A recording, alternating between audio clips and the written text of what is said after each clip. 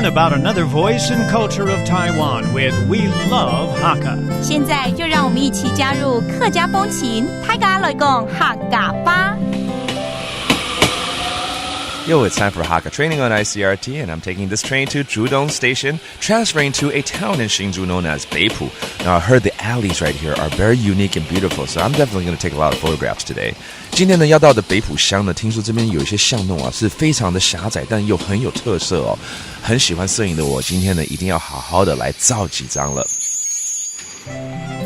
Joseph， 等，不要吵，我现在在抓角度，然后还要调一下颜色。OK， 可以了。哎呦，没想到你那么喜欢摄影，那这样子我要带你来去认识一下这个摄影大师邓南光喽。这边有摄影大师？对啊，他就是北浦乡这边的人，所以呢，当地人还有把他以前住过的房舍啊，变成了邓南光影像纪念馆，成立了很多当年他拍下来的这些民众的一些生活的样貌啊，所以我们看到他的照片就可以想到当时的人是怎么过生活的。等一下一定要带我去了，好，没问题。不过现在我跟你讲，我今天在照这个角度很漂亮，就是因为这边很多巷道都好狭窄，然后弯弯曲曲的，然后路有点觉得不平哦，空空空的。对啊，其实这是有名字哦，这叫叮咚桥啊，是防盗作用的。了解，会叮叮锵锵、叮叮咚咚那样子，所以如果有小偷来的话，大家就会知道了哈。对，而且这巷子你刚刚讲到弯弯曲曲的，新竹什么风最强？九降风。对，九降风威力太强了，弯弯曲曲刚好可以减弱它的威力。原来如此，所以有它的公用性在啊，是的，不是乱设计的耶。当然啦，厉害，这个鲜明的智慧是非常非常不错的。我要赶快用不一样的角度再把它这个摄影起来了哈。好，那我来拍一下。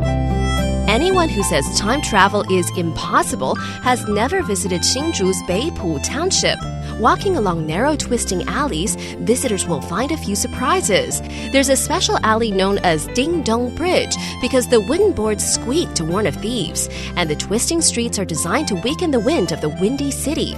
All of this makes for great photographs, of course, and the area has a memorial for the famous photographer Deng Nanguang. Walking the streets will work up a big appetite for all the great Hakka food around too, like citrus cakes, bean curd, and rice noodles.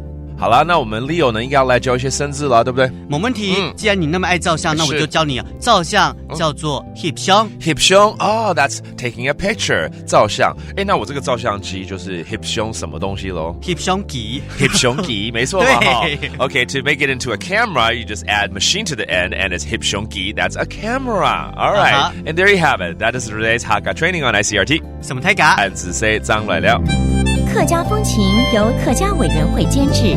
We Love Hakka has been brought to you by the Hakka Affairs Council.